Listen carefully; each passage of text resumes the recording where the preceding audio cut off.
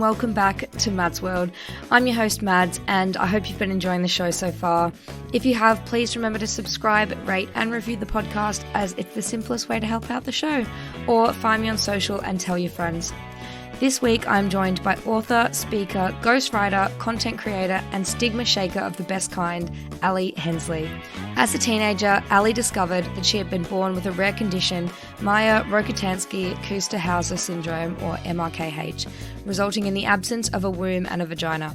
Discovering her infertility just months after her sweet 16, Ally had a job to do: create a vagina from scratch. What followed was a life of destruction, abuse, and as she says, a societal head tilt asking, "Do you look like Barbie down there?" After recently writing her debut memoir about sexual hang-ups, bad date blunders, and relearning what school never taught her, she decided to smoke out the shame by telling her story to the world. Now, Ally is on a mission to debunk the myths around what it means to be a woman. In this episode, we discuss what MRKH is, the options presented to those with the syndrome, the feelings that one might experience after diagnosis, MRKH and fertility, and the importance of options and what it can mean to be a woman. Hello, Ally. Hi, Mads. Lovely to kind of meet you. So great to have you on the podcast. Thank you so much for jumping on and talking about such an interesting topic. Before we jump into our chat, I just have a couple of questions to ask you to help our audience get to know you a bit better. And first up is, what has been keeping you busy lately? Oh God, what hasn't been keeping me busy lately? So I'm a sucker. I'm a sucker for a list. So I love being busy. You know, I freelance as a freelance writer, and that's a new thing for me. So I'm trying to break a new career just in the last year, post corporate life. And I finished writing my memoir last year, so I've secured an agent. So we're busy. We're really busy getting ready to pitch it to publishers. It's a process. It's a process. Oh my God, that's so exciting. Yeah, it's huge. It's been a lifetime in the making. 1 year in the writing, and it's something I've always dreamed of. And I know that's really cliche. No, it's awesome. Yeah, like telling my story and getting an agent, which I know is insanely hard. So I'm very grateful for that. So with trying to sort of pitch a book and freelance and just live and be happy as well as it can be, it keeps you busy, I guess. And apart from writing, obviously, what else are you passionate about? Do you know what I think? I think because I lived in Australia for 15 years and I came back to the UK after, I am half English, half Aussie. But I came back to the UK after the pandemic. And despite coming back to the country that I was born in, I'm literally trying to crack a new life. Yeah. And that takes, I seriously underestimated the adjustment despite moving home, literally sleeping in my childhood teenage bed, which can kind of upset me when it comes to thinking, am I a proper grown up? That's been so making new friendships. I'm really trying to build a network over here because I do work still Aussie hours with some clients. So I do need I just need in-person people. Yeah, for sure. I mean, definitely socialization is one of my passions as well. I think starting the podcast as well and getting to meet so many cool people is a massive win. So I thought then I'm actually trying to, not admire anybody who creates a podcast, obviously from scratch. So I'm in the throes of trying to understand, because I want to launch a podcast mid this year, which I think will be really, really cool. Yeah, awesome. It's exciting. That is really exciting. It's so much work, but it's really rewarding. So I hope you love it. Thank you. Well, I'm going to use you as my benchmark for success, right? Oh, that's so flattering. Thank you. My next question is, what is your funniest or your best date story? It's something we always do on this podcast because at its core, Mads World is a dating podcast, and then feminism, love, life, everything. So I want to know your funniest date story. Okay, so I was reflecting on this with a friend the other day that I thought, if making a vagina wasn't hard enough, that was nothing in comparison to the Bondi dating pool dating apps. It's just tragic because no one gives you the rules, but apparently there's lots of them. And it was absolutely some belters. And this is the thing about dating apps, right? Or anything. We are such an instant culture society now. I think, we want food, we go to Uber Eats. We want a movie, we go to Netflix. We want a shag or love, we'll go to a dating app. But it's all kind of easy come, easy go. And I think for me, of course, I have some really funny, straight, quite hair-raising choices, such as one night stand, unable to remember name. Maybe I didn't even ask the name. It was one of those Sundays in Bondi. Classic. Love that. And I did obviously choose to go through his wallet when he was in the bathroom to find out his name. But the thing is, his bank card had like Mr. G, and he clearly would never have introduced himself. He could have introduced himself. I don't know. Like, who knows? Anyway, so that happened. And also the times like when, you know how like as girls, we really try to overanalyze every situation, but apparently like ghosting is a thing. And so, you know how you just like, I remember desperate attempts to reconnect with a ghoster. And I think at one point, all I had was, how is your dog? Because I knew his dog had been very poorly. God bless the dog now. He's since gone to heaven. But oh God. So you had to ask him, how's your dog? Is it just something to talk to him about? I had nothing. He clearly didn't want me. He clearly didn't like me at the time. We do speak now, actually. It's quite a funny story. I met up with a girl a few weeks ago. We ended up dating him. We both dated this random guy. That's what Bondi is. It's like an incestuous love fest. Oh, same as London. Is it? Okay, good. Yeah, oh yeah. I think it's just any like key city, right? It's just crazy. But on a positive spin, it wouldn't necessarily be like a belter story, but it was one that I really think is worth sharing for a happy ending, and not that type of happy ending. Oh, yeah. Okay. Last year I nailed my first and only kind of deal with an agent for my book, which is, I know, so well done. So happy. Waited my life to do that. And I was actually in Liverpool at the time visiting my boyfriend, and I didn't think that we were going to have that meeting that day. And I ended up having it. And I've always done life solo, even with boyfriends. They didn't want to know about my diagnosis with MRKH. They didn't want to talk about babies. They didn't want to talk about mental health. It was off the table. And this is the first time my diagnosis has been on the table. And so when I got that and I came downstairs and there was all like these poppers and like balloons and celebration and things, I actually did put a reel on Instagram, because unless it goes on Instagram, it's not real, right? It's not good enough. And I just put it on there because we had this amazing evening out. Like, I was treated like a queen. And I just thought my 17-year-old self, my 20-year-old self, my 30-year-old self would never have felt that would ever been possible.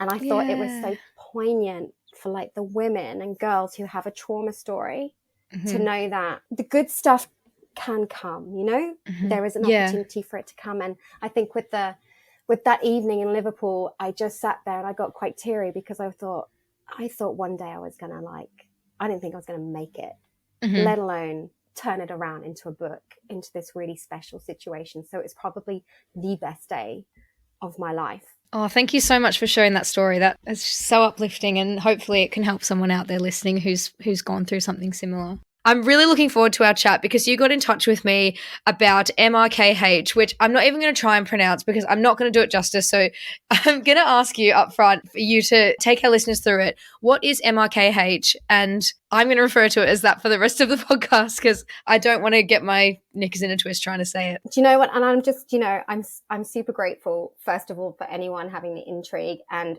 you pronounced it beautifully. And so many people, bless. It's the most 4 annoying letters to advocate for. It's so unglamorous. And they don't roll off the tongue, do they? Do you know, it really doesn't. And in Australia, you've got My Kitchen Rules, and everyone's going, what's My Kitchen Rules? And I'm just like, it's MRKH. It stands for Mayer-Rokitansky-Küster-Hauser syndrome. So it was founded after the 4 male physicians back yonks ago. And it is a congenital condition, meaning it's present at birth. And so it affects 1 in 5,000 women. And it happens during the first 7 to 8 weeks of gestation. So I'm like plonked in my mother's womb. And by the 7th, 8th week, all our kind of vital, necessary organs are starting to form. And as genetics are kind of like going along the pothole, I have, this massive dip at my reproductive system. So I have 2 ovaries. They were good. They were made. And because I have ovaries, estrogen was firing, which is why I have boobs and curves, and everything external would be typical. And I'm kind of quoting like typical because I hate normal and all that kind of stuff. Yeah. of a female, but my uterus, cervix, and vaginal canal did not form.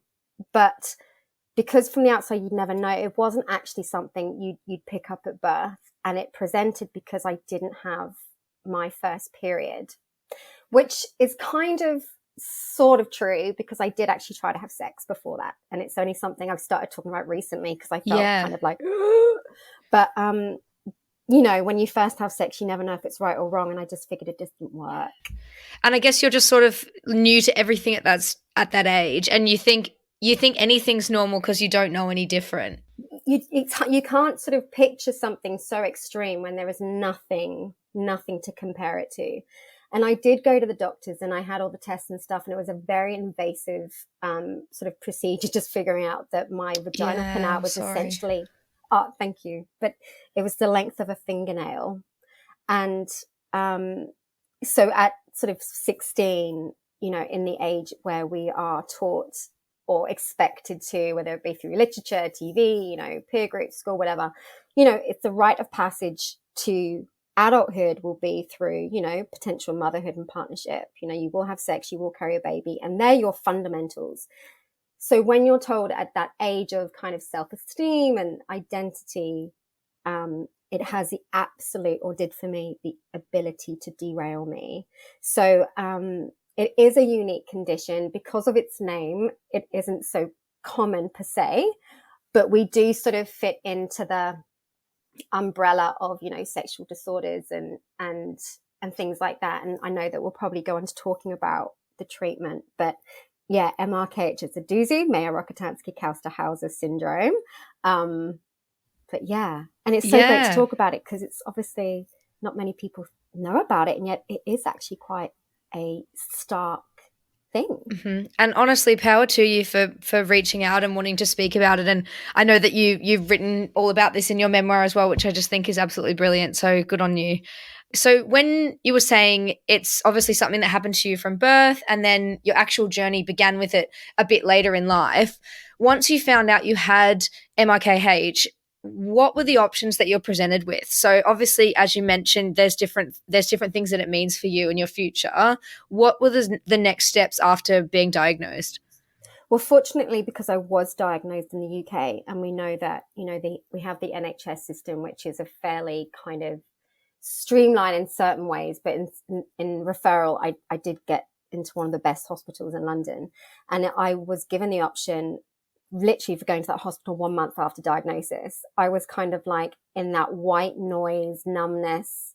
I mean, I was a child sat with her mother and father being told, I can't even remember, to be honest, what I was told. I just remember just absolute white noise and devastation, but I didn't know why I was devastated, kind of.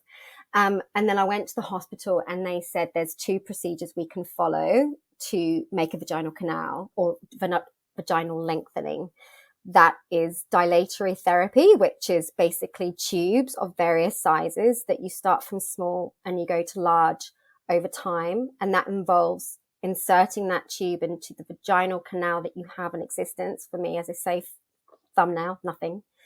And then you gradually, over time, for 20 minutes, morning and night, you push this tube into your body, and you push it very hard because you're stretching the muscle mass or the tissue that you have there, basically like trying to sort of mold over time. You're basically having to mold your body, or surgical options. But it would suggest that 95% of people probably don't need to go down a surgical path. I'm not an expert, but that was a stat. And even if people have surgery, they will have to dilate. And I think a lot of people think, oh, if I go to surgery, I kind of go to sleep, wake up, and boom, I'm a woman.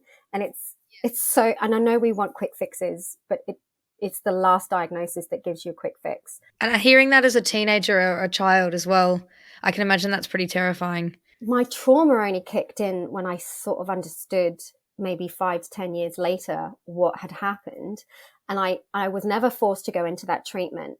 But as a 16-year-old, you know, just 16, to lie in a bed and have doctors and nurses help you push objects into your body and it hurt and it was embarrassing, and I felt dirty and grimy and awful. And I remember when I left, I had been in hospital for 3 days. They do like an inpatient, it's basically like a demo. And then you go home and you finish the process. And it took me 9 months to create my vagina from scratch. And I was walking through Paddington train station with my mum. And I literally, and I'm not being a drama queen, I literally fell to my knees sobbing, because I thought, what the fuck have I just had to do to my body? And that was the beginning of a 20-year huge destructive path. I mean, it was literally self-harm by consent. I was literally having to get, and I think for me, I'm probably going to dovetail all over the place. I'm so sorry. That's okay. When you do that to your body, you quickly associate pain with progress, sex with shame, because you're not expanding the experience. You know, I'm not being in a fairy tale, like sex is not one big movie, but I think to do that, the pain and the shame was something that embedded into my brain pretty much for decades. Is it something that you would recommend to other people? Like, if you could go back and change what happened, would you? I wouldn't change it for me. I guess it's hard to say for others. It's their own choice. Yeah, it is their own choice. My only thing that I would say is something that we've learned through the years of advocacy, which I've done internationally for a long time now, is to identify the why of why a person is going to have a vagina. Is it for empowerment? Is it for sex? Is it for control? Is it for whatever that reason? And I think to look at that person's overall health and well-being is a must, to really assess that. Because I think in Singapore, they actually do psychological, help for like a year before they even go near a set of dilators. So that was my only thing that I wish that I had a little bit of time. Yeah. And apart from the feelings of, shame and isolation, which I'm so sorry you had to go through, what are some of the other feelings that you had when you learnt what having MRKH really meant? Well, I was already someone, I don't know, like it's a chicken and the egg, because I was so young. I didn't know what my personality was quite, but I always remember being a bit of a dark and moody teenager. And I think that I had always suffered from depression from a young age. I just didn't know what its name was. And so my feelings around that diagnosis, I basically, whether it was denial, anger, lack of control, again, a lot of shame, I was like a moth to a flame. Like and once I had made my vagina, I was damn sure that I was going to prove my womanhood by using it. And it's not uncommon for a lot of people to hit the promiscuity path to prove it. I am desirable. I am sexy. I can have sex. Look at me. Look at me. And yeah. Too much booze, too many boys, sadly, content warning, trigger warning. I did suffer from self-harm from the age of 16 to 24, and terrible relationship with food. So I kind of did it all. If I could fuck up, it was like, oh yeah, if anyone kind of want to validate why I'm a shit human, I'll be there. Yeah, you've been on a roller coaster, it seems like, which, yeah, again, I'm just so sorry to hear, but I think it's really great what you're doing, talking about these things and making others feel like they're not alone if they're going through something similar. I think it's really empowering. And lots of kids have the talk with their parents as teenagers. And so obviously this would have been a bit different for you. So what did having these conversations about MRKH mean to you, and how did you sort of go through that? Because I imagine that would have been pretty tough. Sort of I think because, conversations with my parents, even pre-diagnosis, you just, again, it's that thing of you don't expect something like this to occur, so you can't plan a conversation around it. I think my poor mum, you don't know what to do with this information. You really don't. And I did have, I wondered why I hadn't had my period when I was taking my GCSEs, and I used to wear that's my school exams. I used to wear these massive sanitary pads. Yeah.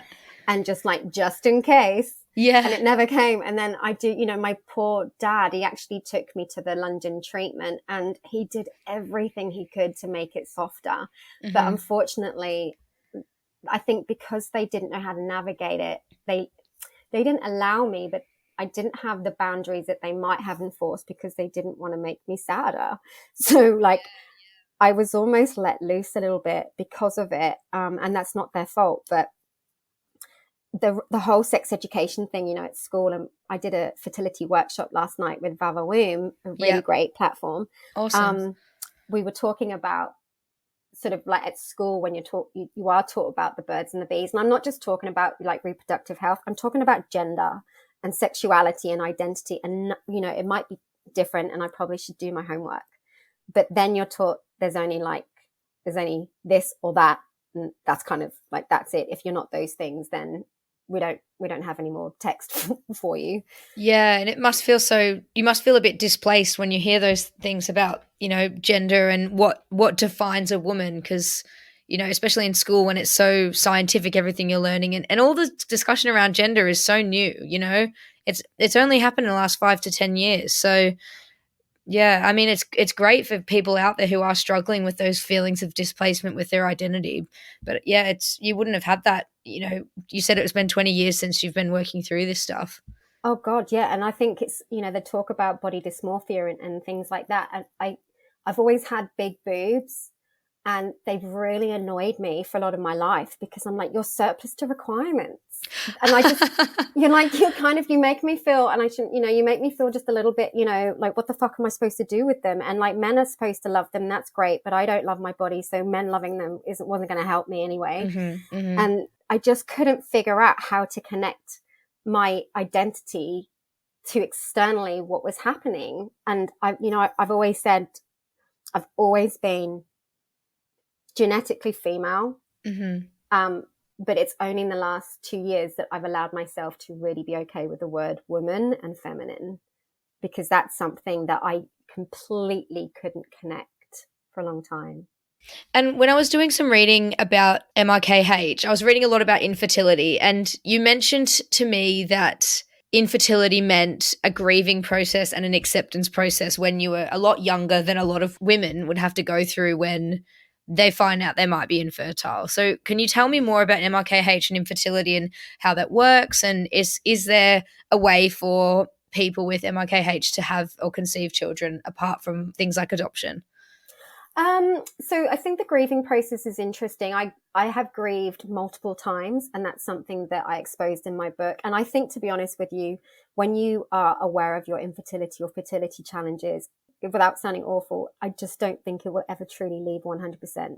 Mm-hmm. But it will definitely surface. And so when I was 16, to be honest with you, I don't know how, we play with dolls, and that's actually so not right for me to say that. But we're typically, you know, think, well, one day we might be a parent, but right now what's really important is like sex and relationships and boyfriends and girlfriends and experimenting and everything. And so the whole fertility thing I put on the back burner. It wasn't really a thing, but I felt very odd when friends and family members for sure started having kids. I just felt like this huge envy and this inability to be able to empathize and poor me, why me?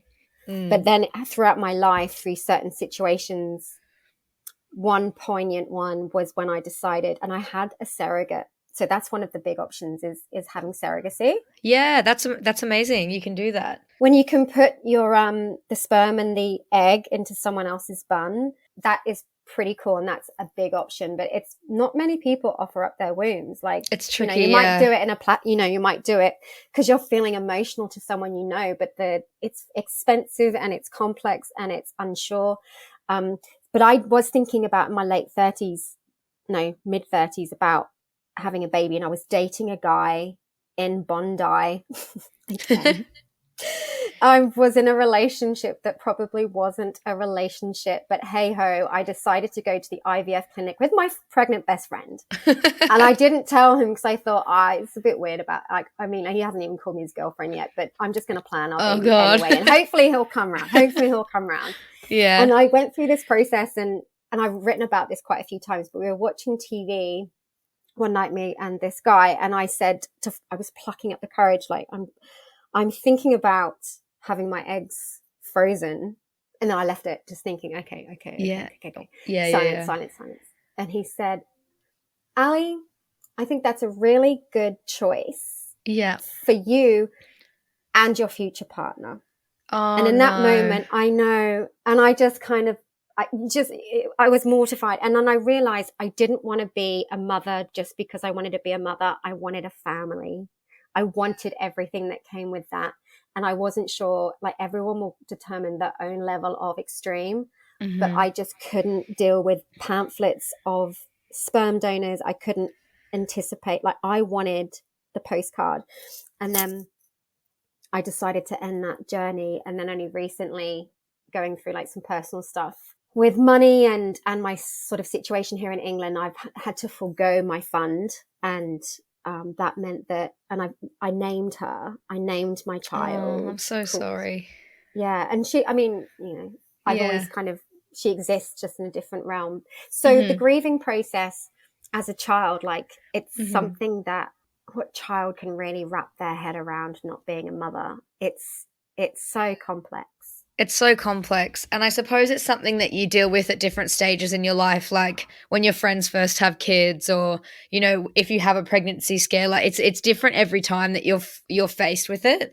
And I mean, I don't have kids, but it's something I'm thinking about more and more because I'm 30 this year, and it's just like the whole freezing eggs thing. I did an episode with a friend who chose to freeze her eggs this year and do egg donation. So with the London Egg Bank, you can freeze half for free, or about 160 quid, I think, and then you donate half, and that's how it's free. So because it is a very expensive process, but it was fascinating, and I was like, maybe this is Well, something I yeah. should do. No, and I think, I think it's all about options. I think it's all about creating options and knowing the knowledge. And I think what's kind of beneficial with MRKH is I had a lot of time to prepare, unlike couples who are discovering it at that point. So not only, 1 in 8 people or couples will struggle with infertility, and yet it remains so hush hush and so kind of taboo, even people not wanting to talk about it because it means that they're defected and there's a guilt there.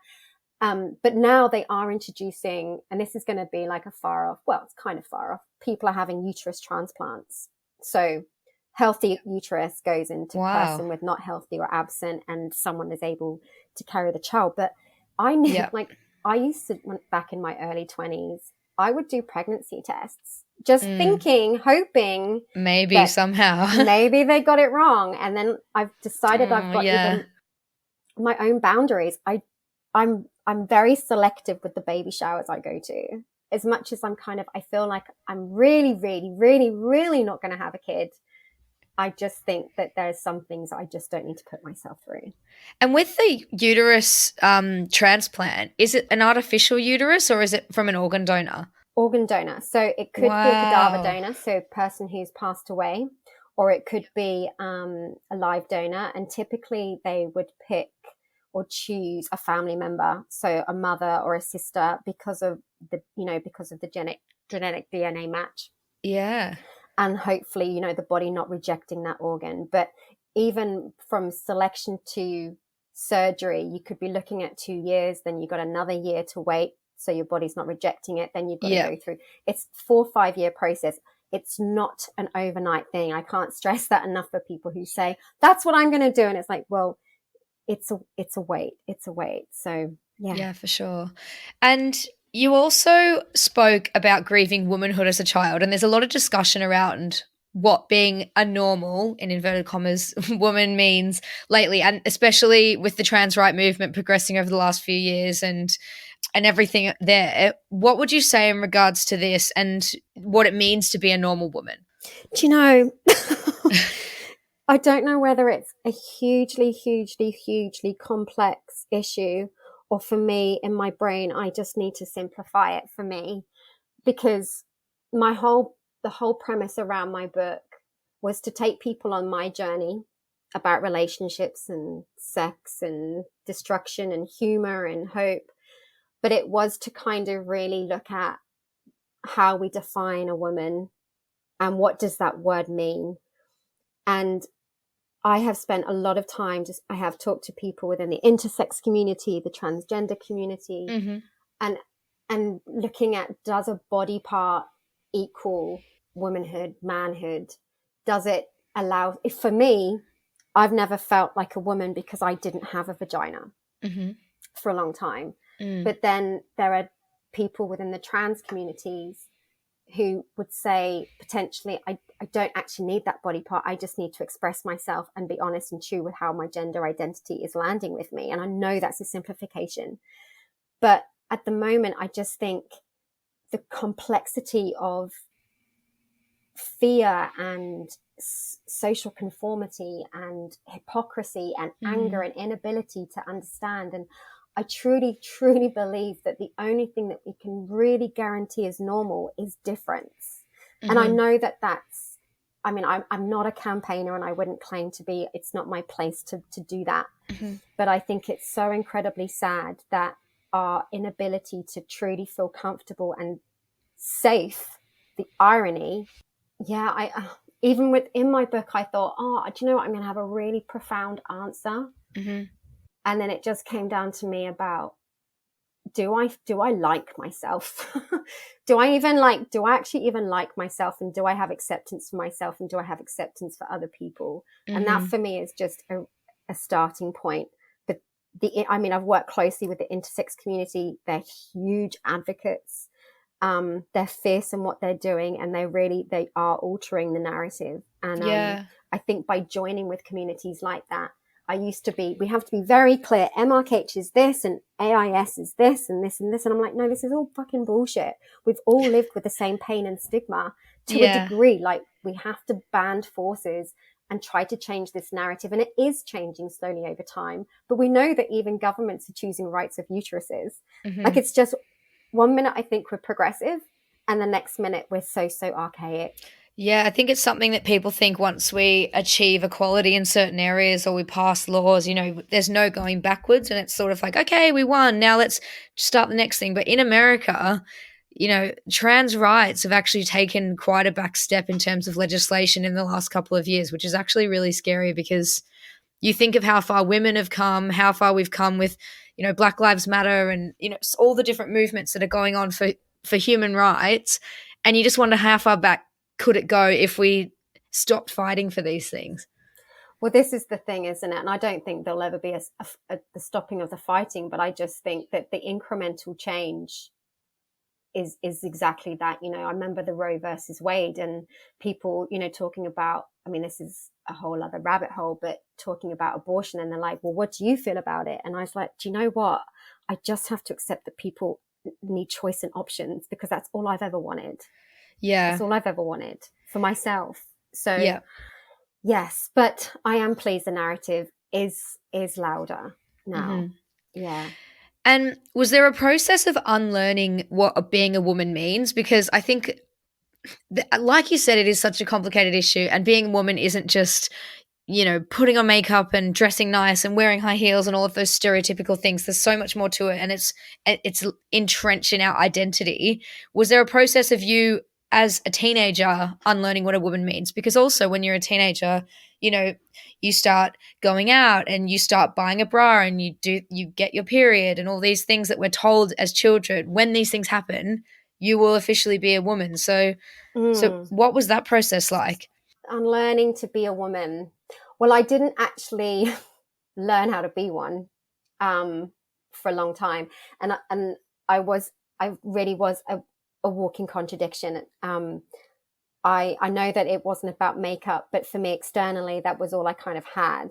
And the whole thing around MRKH has, yes, been the grief and the loss of never having a child to raise, and having that experience of kicks in belly and labor. And it gets very, very lonely not having a child, especially as you get older, because there's more time. But I think for me, it was all around sex and relationships. And because I developed such a bad relationship with my body and in turn men, as I said, I would have really, really destructive, toxic, both emotional and physically abusive relationships for a very long time, because I believed that was all I was worth. And I felt that if someone took me on or was to be with me, I should be grateful because I'm coming less than. You know, I remember people, ex-boyfriends saying to me in company of friends, you know, is there any wonder that I don't want to fuck that? Or is there any wonder why I don't want to marry that? And these were things that were repeated over time because I allowed them. Like I didn't believe I was worth anymore. And so for me having to, I didn't unlearn how to be, because I don't think I ever felt like one. I honestly don't. I know that I had the body parts, and I know that that goes into that part. And if you make the right noise and move in the right way, then great, you're having sex. But it meant nothing. It absolutely meant nothing. And then I think when I left, you know, when I developed the charity and developed my advocacy work, and I really started to break that down, it's only probably in the last 5 years that I've truly, truly understood what it means to be desired and what it means to be worth it, because I was so, so tired of feeling like a passenger in life and just letting all this shit happen to me. And I just realized, Ally, you know, you're not really owed anything. First, you know, and I think it's about time that you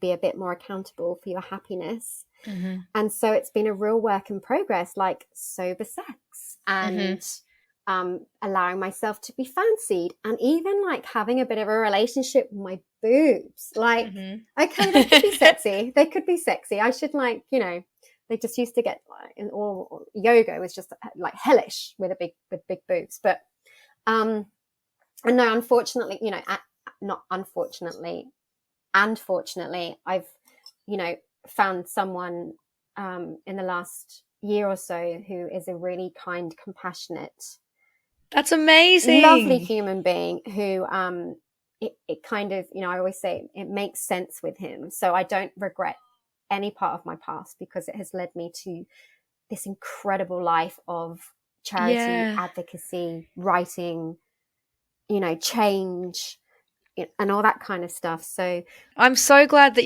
you're feeling more positive about it now and you've found someone. What would you say to people out there, not just people with MRKH, but anyone who might be struggling with feelings of, you know, being different or feeling like they don't fit in or they don't slot into a particular category? What would you say in regards to helping people go on? I think there are so many people, if I don't want to ever draw happiness on the fact that people might be hurting. Yeah. But there are so many people out there who do not fit into a drop-down box if we really scratch the surface. And so whilst difference might feel so lonely and so isolating, if you can use this wonderful power of the internet to try to draw out people who understand you and you can connect with, it's like I sent one email looking for help, and that help didn't exist. But what it did exist was an opportunity for me to grow an organization in Australia for people like me. And the power of this was, it wasn't money, it wasn't fancy conferences, it was literally people being able to talk to another person. And we talk about vulnerability and we talk about courage and how they're measuring like in par. But I think just having a conversation with a trusted person, because there are so many people out there who are battling something that doesn't feel normal. And the truth of the matter is everyone has a fucking story that they're probably battling with. So I think just join forces with the black sheeps of society, because they're probably, you know, the most courageous, brave ones there. Oh, and you have been so courageous and brave in sharing your story here. Thank you so much for coming on. I definitely learnt so much today from you, and I'm hoping everyone listening did as well. It was really great, and I think because, I mean, I love your selection of questions. I really do. They kind of made me think a lot, actually. So now I'm going to go away and go skip and go, oh my God, I'm a woman. Yeah. And I mean that. I've waited a long fucking time to say those words to myself. So thank you so much, Maddie. And hopefully this is good practice for when you launch your own podcast as well. Oh yeah, like you're great. You're honestly awesome. And let's hope. But thank you so much. I hope you enjoyed my chat with Ally. Please let me know on my Instagram, Twitter, TikTok, whatever, if you have any stories or thoughts of your own to share. Love and elbow taps. Peace.